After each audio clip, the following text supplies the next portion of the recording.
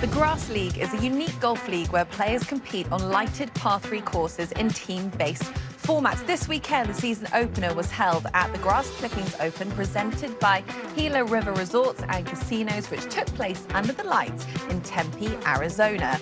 Now, the Grass League is made up of 132 golfers across 11 franchises, with teams representing cities in California, Arizona, Texas, Florida, New York, Michigan, Minnesota, and Canada.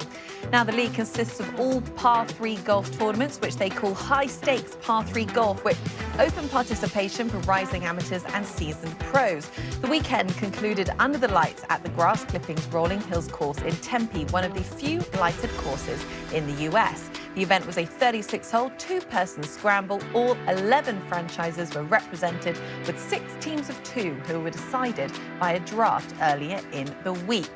And ultimately, it was Kurt Watkins and Jake Byram of the New York Bluebirds franchise who won the tournament by 3 strokes with a 36-hole score of 19 under par, thanks to monster birdies on the last 4 holes.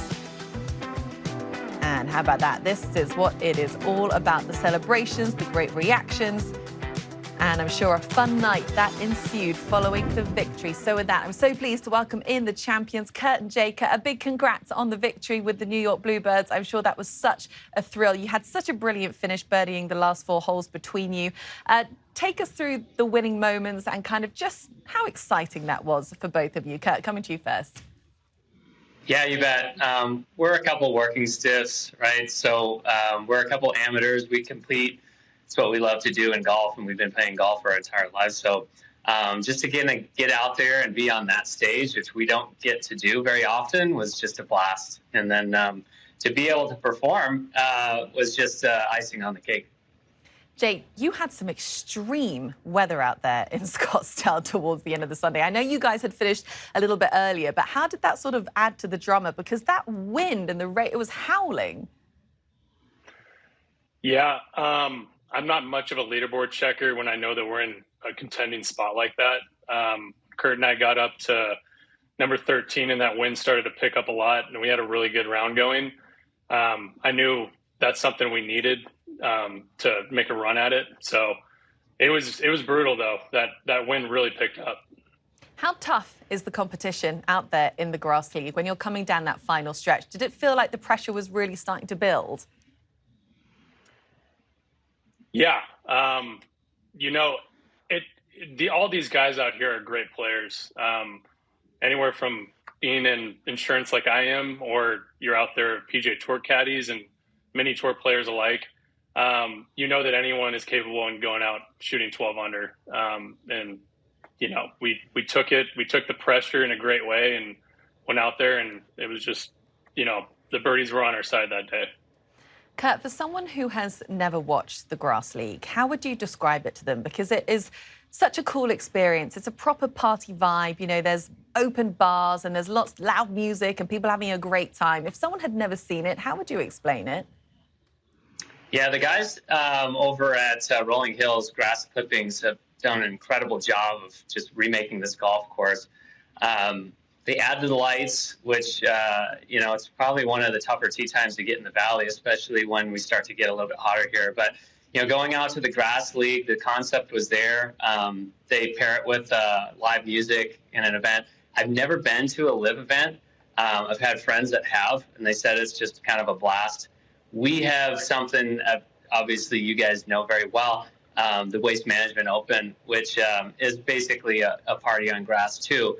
I can't say it's a parallel to that. I would say it's similar because, Jake and I have been to that multiple times. We've had friends play in it. It's just a really fun vibe. I'd say the difference is when you go out to the Grass League, you don't have to really know much about golf. You're just kind of there for a good time. And you can enjoy golf and watch some really good golf. But then you can also just kind of hang out and enjoy the music and enjoy the atmosphere. And Jake, your dad, Kurt Byram, of course, a colleague of us here at Golf Channel PGA Tour winner. He knows a thing or two about golf, but you said he was having a pretty good time out there on Sunday. What does he make of the events, and what kind of experience did he have as a fan there?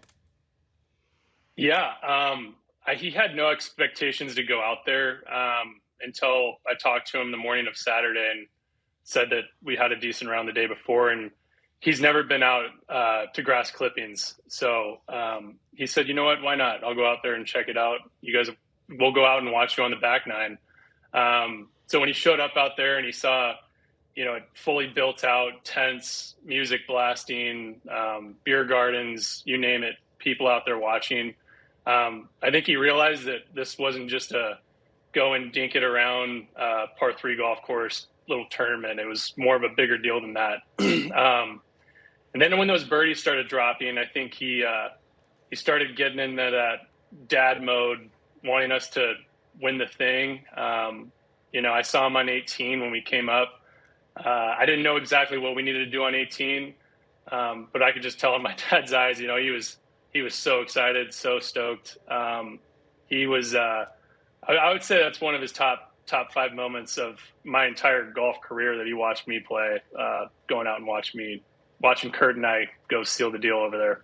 That's awesome. And Kurt, you could see the celebrations at the end there. And just in terms of what the Grass League offers, as sort of golf continues to loosen its belt a bit and really push into the entertainment space, what value do you think this high-stakes par 3 competition brings? And who do you think it appeals to on a wider audience? Yeah, I think since COVID, we've really seen this catalyst there where golf is just really booming. And it seems like everybody wants to play. If you go out to Rolling Hills, grass clippings, on any night, they have that, I think it's Shot Tracer on the range, and it's packed. I mean, there's a waiting list. It's all abilities. And so I think the Grass League the concept is there to just kind of welcome anybody that wants to get into golf, play it, watch it, just enjoy being out there. And it really is. It's a fun and electric environment that anybody can participate in. And just finally, Jake, this concept of playing for a team franchise is something we're becoming more familiar with LIV, and of course TGL had that concept as well. Now that you've been a part of this, what does it feel like to be part of that team and to be representing that franchise? What does it add to the experience as a player? Man, I played college golf. That's something that you do miss after college is golf's a lonely sport. I played it. I gave it an attempt to play professionally. And then when I made that exit, got a career going, that was something that I really did miss. Being a part of this team brings back memories. It's literally identical to being on a college golf team again, except most of us all have jobs going on. I'm sitting in my office right now. But then you have a mix of guys where we got a great player, Michael Fiegel's on our team, 2-time All-American at Illinois, who's still out there giving it a whirl. So it's really cool. It kind of feels like a mini fraternity or a sorority. It's just a great feeling being a part of a team when you go out and win this thing. It's not just us winning; it's the whole team. Well, boys, congratulations once again on the win. A lot of fun and a different dynamic altogether in the game of golf. So thanks so much for your time and enjoy it. We'll see you at the next one. Thank you. Okay. Sounds great. Thanks.